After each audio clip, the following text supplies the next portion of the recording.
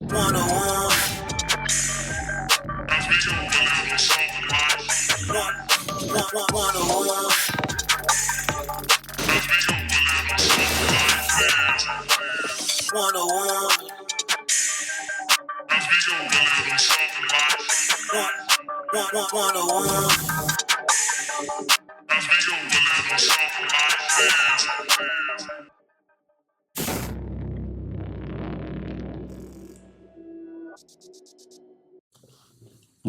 Welcome.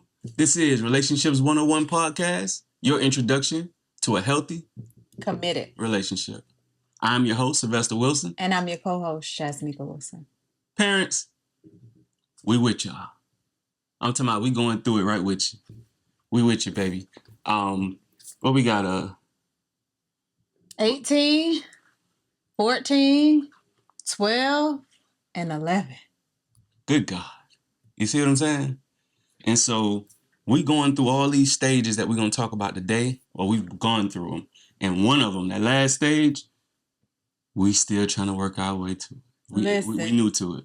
Listen, as he talk about the last stage, y'all heard how I said he, right? Because he got a little more faith in that area than your girl. I'm being honest. Yeah. But as he talk about that last stage, I'm going to become a student. Yes, ma'am. I will be taking notes.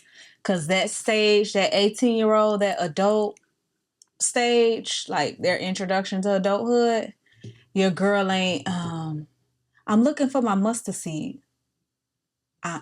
He said all I need is a little. I'm outside looking for it, y'all. But let's get into it, babe. Let's get into it. So how we think about it is that it's three main stages to this parenting thing. And we just want to kind of like, as we going through it and trying to make sense of it all, we want to help anybody else that's going through it try to make sense of it. You know what I'm saying? Because can we all agree that when we're at conflict with our children or we're warring with our children, that can get in the way of our bond? Exactly. If we're not understanding or, on the same page about this parenting thing, just turn the page over. Like, I'm dealing with my child. I'm dealing with our child. Exactly. Like, I don't care about nothing else right now but these children. So, and if you're a Jay-Z fan, you understand when the family feuds, nobody wins. That's just a quote from some. I mean, they know. The ones who know. The ones who know. So, and I like to always say too that the best things in life happen unexpectedly. And what that means is that you can't prepare for things like parenting. You can't prepare for things like marriage and becoming a spouse and going through this. Some of these things, like, it happens and then you learn as you go. And we can't do that, these type of things, without God, without faith. You got to know how to walk without seeing. So you didn't prepare for me before I came? As much as I could. Oh, okay. I'm like, wait. As much as I could. So you just was the single guy and just like... No, I made a conscious decision that that's what I wanted. Okay. And then I start to do things that I felt like would help me better transition into that. Okay. Could I ever say, though, I still don't feel like... I feel like I don't care how much you do to prepare for parenting, to prepare for marriage. It's only so much you can do. Right. You could never say that you're fully prepared to become a parent or fully prepared to become, you know what I'm saying, to marry. It's an experience thing that you have to kind of go through to actually become. You become as you do it. Understood. And it takes a lot of faith. So, of course, faith is always going to be a part of what we teach, because faith is always going to be a part of our life. Because if y'all doing it without faith, holla at your girl. How is it working? I'm telling you. What it look like. For real. So stage one, we like to call wired. I think you should first give them because you know. Oh, the first three. Oh yeah. So all right. So my bad, y'all. It's three stages. The stages are discipline.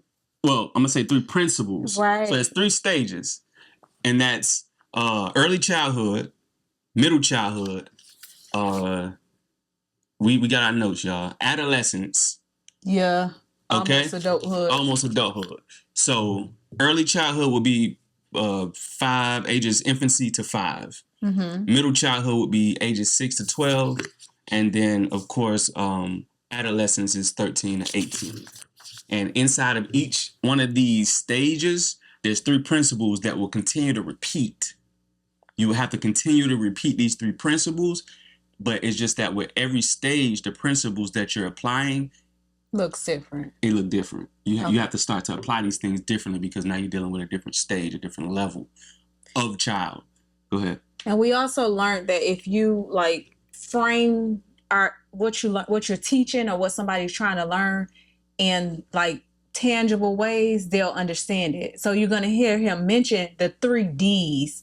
We had to like really find words because it'll be like, we need to be loving. But we were trying to keep it in a system that when you're parenting day to day, you can quickly recall it's 3 Ds. I need to operate in my Ds. And you can pull on one. It's so, babe, easy to understand. Tell them what the 3 Ds are. That will be discipline. That's the first one, right? We got to discipline them. Make sure that they're disciplined in a gentle way, right? Mom, what you pointing at, man?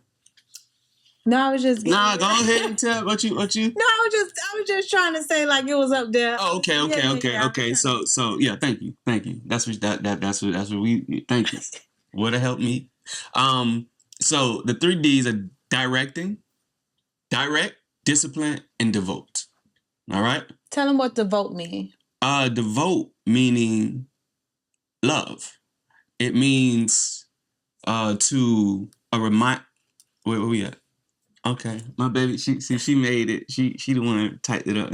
All right, so devote meaning loving, deep care, commitment, and affection.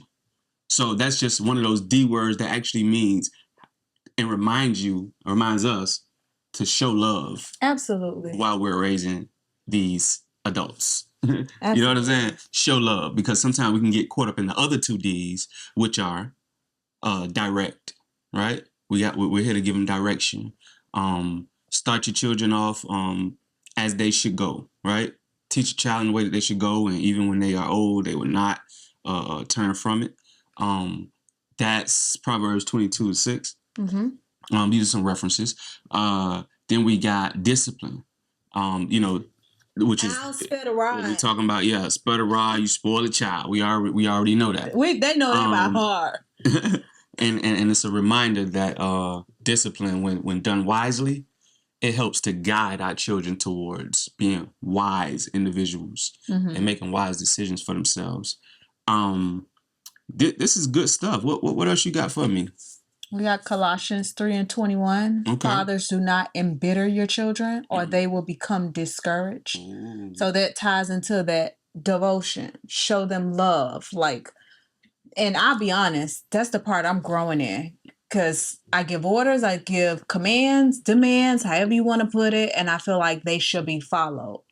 But children need love too. Just think about in your relationship, if this person just always directed and disciplined you and never loved on you, how would you feel?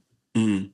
It's you're gonna resent them after a while. Like, right. Show me love. Don't just try to teach me the way. Show me some love along the way. Right. So let's get into the first stage that we graduated, y'all. We don't got nobody 5 and under. We don't. Nothing but a godchild. But she don't live here. Exactly. But what we've learned in our journey is that it's a journey from going to more so wired, right, to wireless. Right. And that's the revelation that God gave you when I was venting to you about Papa. I'm like, babe. Papa is our oldest. Papa is the oldest. Sorry. That's the 18-year-old. So I'm like, babe, Papa just not listening. I'm trying to tell him to do this. He not listening. He not following and then I'm worrying. I'm following the location. Hey, it's 12:01, babe. He not home yet. So I'm pulling up to find my iPhone, trying to track him. And he like, babe, you got to let go. Yeah. You got to trust God. You got to let go. But we ain't going to skip all the way to the last thing. Go through these stages, okay? We're going to go through these stages. So the first stage we're talking about is basically, like I said, a journey is taking us from a more hands-on to hands-free. Okay. So we all know these terms from technology, right? The cell phones and things like that. So, stage 1, early childhood. Okay, wired beginnings. This is kind of like where we still directing, disciplining, and we still devoting, but now direction looks more so like it's highly wired. You know what I'm saying? Now it's hands-on. It's more providing constant care and structure and protection. You right there, and it takes faith, right? But I feel like the faith, most of the faith is used in this area when we're new at this parenting thing, and we want to be the best parents we can be, and so it takes faith to believe that we can become that more so than it takes faith, in regards to the child, believing that God got us and we got a good foundation, and that we are giving them the best that giving them what they need as parents. I would say with the wired parenting in the beginning stages, it's necessary. Definitely. They can't feed themselves. They can't clothe themselves. So they truly need you. Like, you are their guide. They don't know nothing. Yeah. So if you don't tell them to stop, or you don't redirect them in them early stages, they think it's good. Yeah. I mean, and you, because that's a stage where you're making basically every decision for them. Oh, babe, I take that back. I said we don't have nobody in this stage. We got Ryder. Ryder is our dog, y'all. Ryder is our golden doodle. Oh, don't say him too loud. Oh, let me not say it loud. He might bark. But y'all, we in that stage. We're trying to teach him, hey, where to peep and poop in the house. Like, it takes, patience. It takes a constant reminder. You're constantly hands-on with that. You're there, hands-on, providing constant care. It's structure and protection. Yeah, and structure, where to do this at, but you're giving the care along with it. So that you got your direction that you're giving still, and you got telling your child, hey, don't do this. You putting in. I remember you're covering the sockets so that the baby don't put nothing in it. You're listening for every cry. You might have the baby monitor in the room, because you're constantly, even when you're not there, you're trying to be present there. You know what I'm saying? So even if you're away, you got the baby monitor. Oh, shoot, the baby crying. Calling your husband or calling your wife. Hey, check on the baby. You don't hear it. So it's a constant thing. You always, because they're more dependent on you. And I feel like in that level, it doesn't take as much faith as the other levels, or in the same way. But it takes faith to believe that you can do it. And we believe that you can do it. To me, that's the easiest stage. Run that back. Don't run it back. I want to move. Ooh, Lord. Jesus, no. But I really believe that's the easiest stage, because it's my way, the way. Like, you ain't really getting, when they turn push 2, back and all when that. they're 2 and up and they be saying terrible twos, you may get some resistance. Yeah. But it's still your way, your rules, your order. So you got more time to, impress upon them what it's going to be. Right. You still giving that structure. So discipline for that level says that discipline should be gentle and frequent. As parents set early boundaries, corrections are immediate, and behavior is closely monitored. Right. That's that discipline right there. Devotion on that level says that devotion is very physical here. You might have to pop. You might have to, you got to lay some hands. Praying. That's what we're talking about, y'all. Not all the time. Providing, but the way that you're providing love, though, I'm saying the love is very hands-on. And it's providing love through hugs, playtime, and attention. Parents are emotionally and physically connected to the child. It's a hands-on thing. You got to put your hands on them, hug them, talk to them, be all in their face with the goo goo gaga and the blah blah blah blah. Like, otherwise they don't feel that. You know what I'm saying? So it's more of a hands-on thing. Okay. Stage 2. Your 6 to 12-year-olds. We have 2 of those. And stage 2 is called what? Middle child. Unplugging. That's the unplugging. Slowly unplugging, because your girl ain't completely unplugging. This time that we living in, we cannot unplug completely. No. We got to monitor, we got to watch, we got to get in their business. Right. But it just look a little different. Like, it look a little different. We ain't in a in the early childhood, you could play with the kids, you could build the blocks. Now it's more so they trying to create bonds with their friendships, and you really can't get in a sandbox with them and their friends. Right. So it just look a little different. But with the go ahead. No, go ahead. When it comes to direct, which means teach, in this stage, our children are becoming more independent. Yeah. So they're shifting the decisions of what my parents may say. Yes, we have influence, but we're not really the top of the what top it is. influences once they start having friends and all of that. And that comes in this stage right here. Mm-hmm. You know what I'm saying? You become, your influence takes a lower level on that totem pole.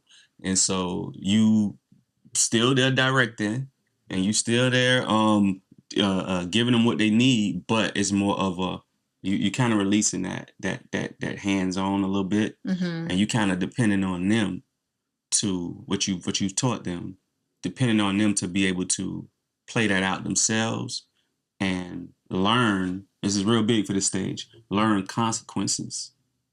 Consequences is real big in this stage for you to be able to sit back and let them see how that plays out. Right? That's what you chose. Let's see how that plays out. As long as they ain't finna kill them, right? But it's saying like, we may as well let them bump their heads on this level so that when we get on a greater level to where it could be actually something fatal, you know what I'm saying? Something that'll actually kill them, then they already know how to, they already know what consequence looks like. You know what I'm saying? So you kind of went into discipline, like how you discipline in those times. That's pretty much what we boiled it down to. Like when it comes to them, it's more of teaching. Yeah. Like what you did, we're going to have a conversation about it, and I'm going to try to teach you. Right. But your actions is, they pretty much got to handle that. Not parents always trying to intervene or say, or we got to teach them how to handle those ordeals.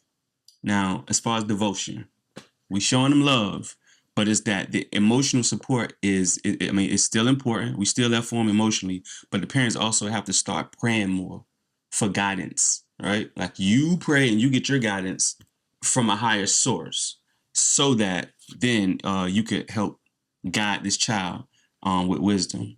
A parent at this level starts to see the child as an individual, more so with their own thoughts and needs. So we understand that they have their own characters now. They have their own personalities now, their own dislikes and likes. It ain't mommy telling them what's nasty no more.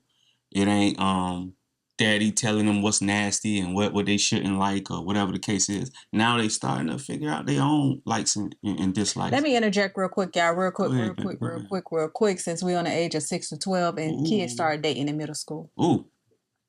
Let's have this real life conversation. Sorry, y'all. I was trying to dance it off, shake it off, brush it off, ignore it. But why is it, I ain't going to direct it to you, I'm going to direct it to everybody. Please. Why is it that the boys can date when they're probably 11 or 12, 6th, 7th grade, but we preach to our girls, you can't date? Like, why are they given different guidelines? Yeah, like why is that? For me, and I'm struggling with that, y'all, because in 6th grade, 6th grade, one of the boys, they did have a girl that they called their little girlfriend, and we'll correct it and say, no, she's your friend girl. But when it comes to our daughter, we're preaching and drilling, you cannot date. You better not date. Well, I think that comes from, just what we know about girls and what we know about the female. What y'all know about girls? In regards to just, emotions. You know what I'm saying? Get attached in relationships. I'm not saying that it doesn't happen with men, with boys, but not as easily. Men, like boys, are more detached. Like we can detach from it, even though we hurting, we can detach from it. And so, and just like you said, no, they ain't your girlfriend, that's your friend girl. That's to say that, listen, don't get wrapped up in this. This ain't your top priority. You know what I'm saying? As long as you could have a relationship with somebody and it not be your top priority because you got goals that you're trying to reach, you got grades you got to keep up, you got a lot of things to get done. And if you put this first and at the top, right? then everything else takes a back seat to that. And it's not going to turn out right. This should not affect your grades. This should not affect your chores at home. This should not affect even how you feel about yourself. You understand what I'm saying? So, and I feel like girls are more susceptible to allowing that to happen because they get their emotions all wrapped up in boys a little bit more than what boys do for girls. So, Go ahead. What? So you're saying Yeah. boys are emotionless? Like, Nah. I'm just saying that unless they're actually like having sex with the girl, they're not too prone to get wrapped up in a female to the point where they losing themselves. But a female, even without the sex, a female can get wrapped up. A good girl can get wrapped up in a boy. I agree. We're Just more because they like 'em. relational. We're more relational. I agree. I don't agree. I believe so. Like, Respectfully. I believe we're more relational. Women, girls. Okay. Yeah, we can sometimes show our emotions more than a boy, but you helping me out a little bit. Mm-hmm. But y'all, come on with some solutions, because I don't think we're the only parents that's allowing the boys to date and the girl cannot date. I think it also has to do with, I mean, it's the character too. You know what I'm saying? What Martin Luther King said, a man should not be judged by the color of his skin, but by the content of his character. And in the same way, you can't judge your kids off of their gender, but more so just off of their character.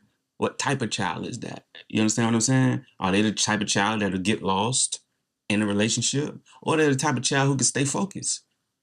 Like, do that. And because I done ran across, I ain't gonna say plenty. I almost said it. I almost lied. But I done ran across some girls, you know what I'm saying, in my upbringing that it wasn't easy to get. They wasn't easy to find because they was always about whatever it is they was on. If you catch them, you're going to have to walk with them because they're not going to stop for you. You're going to have to hold their books while they're on the way there. You have to walk them to class because they're not going to stop for you, and that's focus. You understand what I'm saying? Mm-hmm. So it's some children that are just more focused than others. And I think that should bear a lot on whether you feel like you can trust them at, you know what I'm saying? It's a maturity level. So I'm looking at the character, not the sex. Definitely. So I need to go do some reevaluation. Yeah. To these approvals that's out there for the boys. Yeah. But yeah, y'all, that was the tangent I was trying not to go in, but it's a conversation. Yeah, I went there. It's a conversation that we're currently having in our home. So understandable. Got it. My bad. But we here, y'all. We here. We with you. Cause we going through it too. So where were we? We were moving on to my least favorite part of parenting. Stage 3 is the favorite adolescent stage, ages 13 to 18, and we call this wireless parenting. Now, wireless parenting, man, look here, it takes more faith. Cause see, with stage 1, little faith. Stage 2, a little bit more faith. Stage 3, a lot of faith. Because I pray my strength in the Lord. You know, think of it like, you know, just like wireless, right? That your level of effectiveness with that child on this level more so should depend on the connectivity, just like wireless. The connectivity. How strong is the connection? Did you build a strong enough connection while the child was there, right? In stages 2 and 1. That's what you should be. Ain't nothing wrong. Like, look ahead.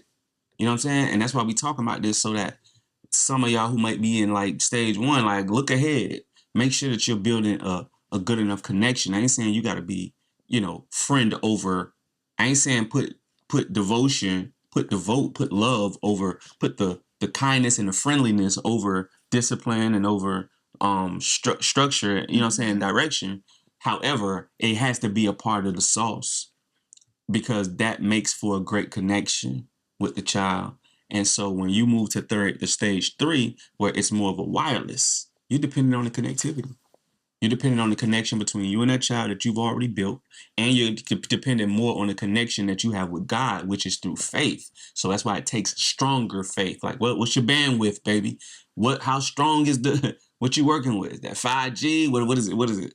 What you working with? Can I connect to your Wi-Fi?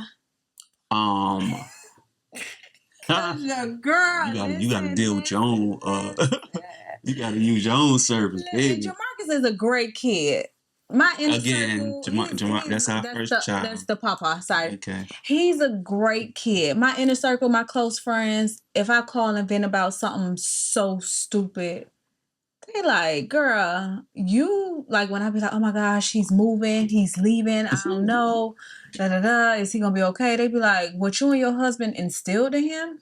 Like, think on those things. Exactly. So whatever y'all taught him, you gotta believe that you taught him well. And I'm like, okay. Gotta believe it, baby. Right. Gotta believe it. Yeah, but I just need to connect. I need to borrow some of his Wi-Fi. I mean, I know it's different. You got a hotspot?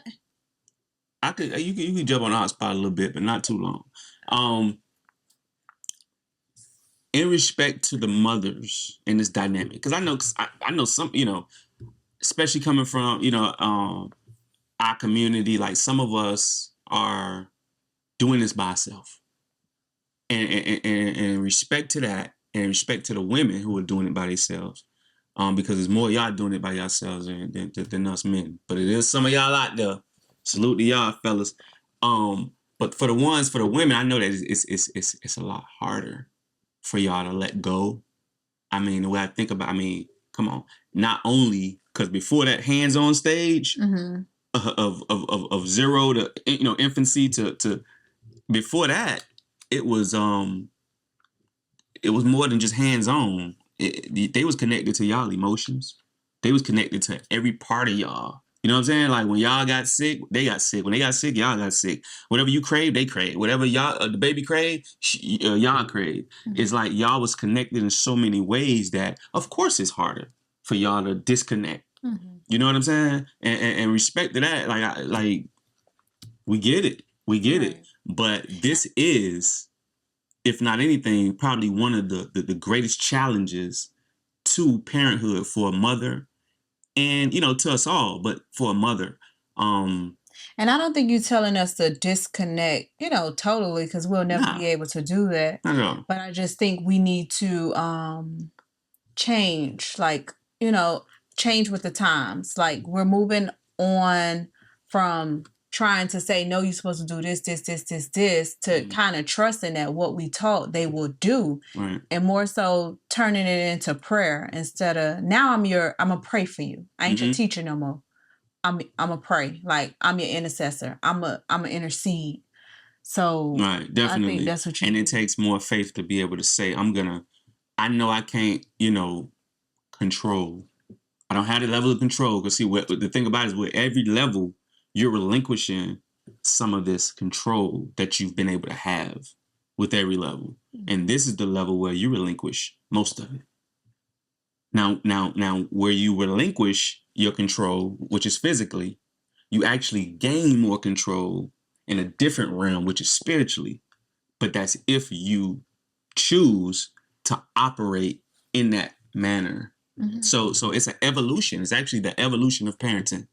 Is learning how to operate more so in a spiritual realm than the physical, because it started out physical. But as you get closer and closer to that third stage, it's supposed to become more spiritual. So the notes that we have for stage 3, direct.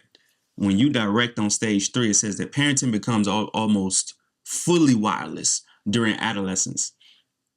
Parents offer guidance and advice, but they're no longer in the driver's seat.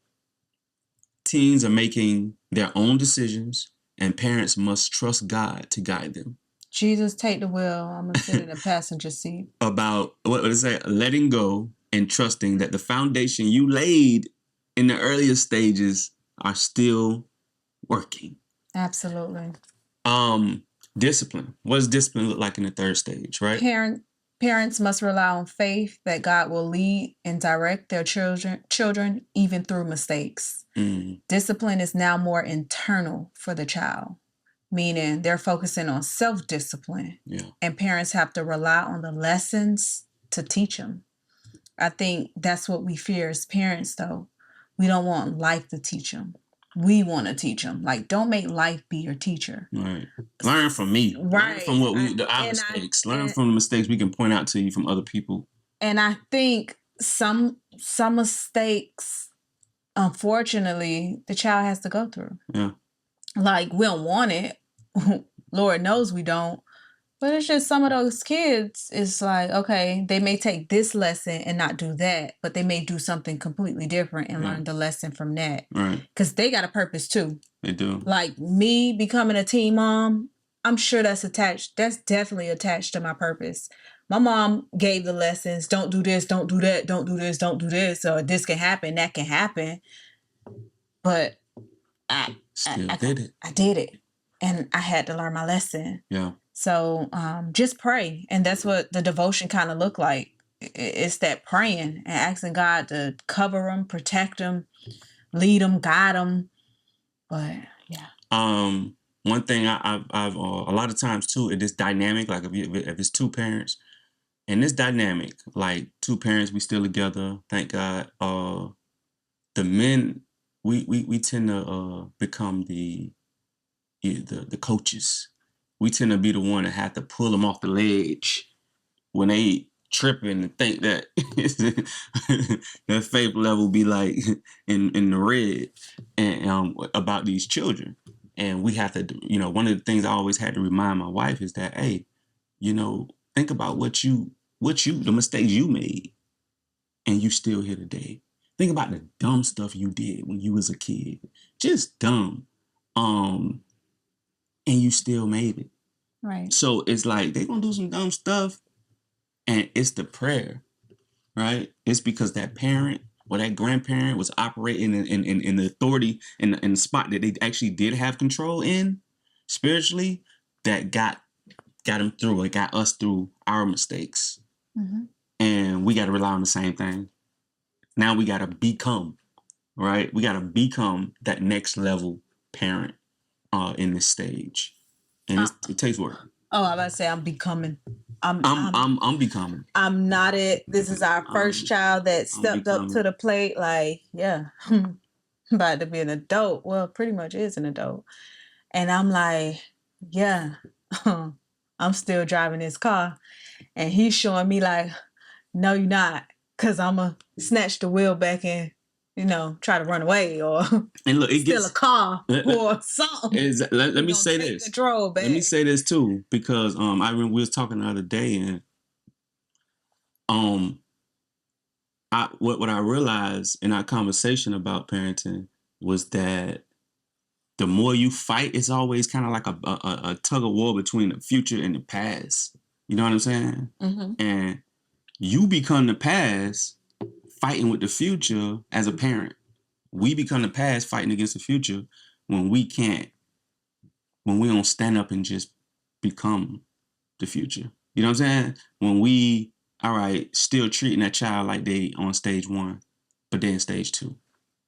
We still applying discipline the way that we would if they were still in that last stage. When they've moved on and they're in a different stage now. So you have to kind of start to respond in the same way, right? That on the level that they're on. If you don't, then you end up clashing. And then as parents, we love to say, oh, it's him, it's her, these kids tripping. It's not always these kids tripping. Sometimes it's you tripping because you ain't got no faith for this level. You need to come up. And that child saying, listen, I ain't coming back down.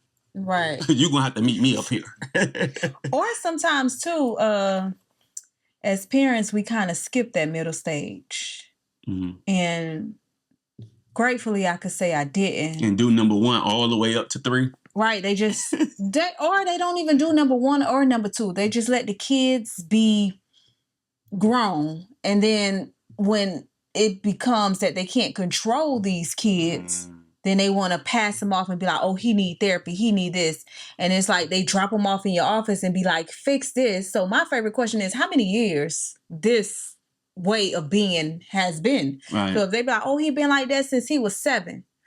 Oh, okay. So what? Like you allowed him? You allowed this child to be 7 years, to operate like this. Yeah. So your fears and your concerns are real, and Right. it should be real. Yeah. Because it's something you didn't do in those stages that you know that helped you create this monster. Yeah. Help create this monster. I just delivered myself in that. Thank you, Holy Spirit. I can honestly say that we poured into Jamarcus. We gave him everything. We showed him the way. We taught him the way. He know the way. He know God. And again, that's our first child. That's the first child. But it's like I need to just sit in this stage of wireless parenting and enjoy it should be easy. Yeah. It should be like it should be it should be enjoyable. Yeah. When you start to activate the level of faith that it takes for that level, for that stage, then it's easy. Public service announcement, leave our Black boys alone. Because that influenced our parenting too. And I had to apologize to Jamarcus several times in my parenting journey. Like, I'm sorry. I just don't want the world to teach you because they don't respect you. So that's, I think that's something we do as parents. I mean, I'm a woman, but I think that's something we do. We discipline a little harder because they Black. And it's not fair. Yeah, it's not fair. And what happens is, because of what was happening in the world, we end up parenting in fear. Traumatizing these kids. I apologize to Jamarcus. We end up parenting in fear and not in faith. Because you can't do both. Right. So some of y'all need to go and apologize to y'all children. I'm sorry if I was too hard or I disciplined too much. Like, it's just the world we live in, society we live in, and I was that way because of this. And we shouldn't be that way. Our word we're using is devote, love on, serve, honor, like embrace. I'm not saying don't discipline, still do that. The Bible tells us you spare the rod, you spoil the child. I'm not trying to spoil you, but we need to let trauma stop raising these children. Exactly. We need to let fear stop raising these children. We need to let embarrassment stop raising these children. Because some of us go hard just so the family members can't say, oh, your child turned out like this. Guess what? There's a guy, you laugh at mine, you're going to be laughing about, well, you're going to be crying because you ain't going to laugh when it hits you. So it's real. Real life. We love the babies. We felt like, I know y'all probably be like, oh, y'all relationships 101. Y'all supposed to be about marriage. Yeah, children are marriage. Definitely. You marry me, you marry you marry the children I come with, or we create children. Exactly. You are a part of this union. Part of it. You come first, but there still are children. Yeah. So next week, we cannot remiss the fact that these same principles apply to relationships. Direct, discipline, devote. They also apply inside of our relationships between the two, between husband and wife, lover and lover, partnership. So make sure y'all jump on next week. We out. Hey. One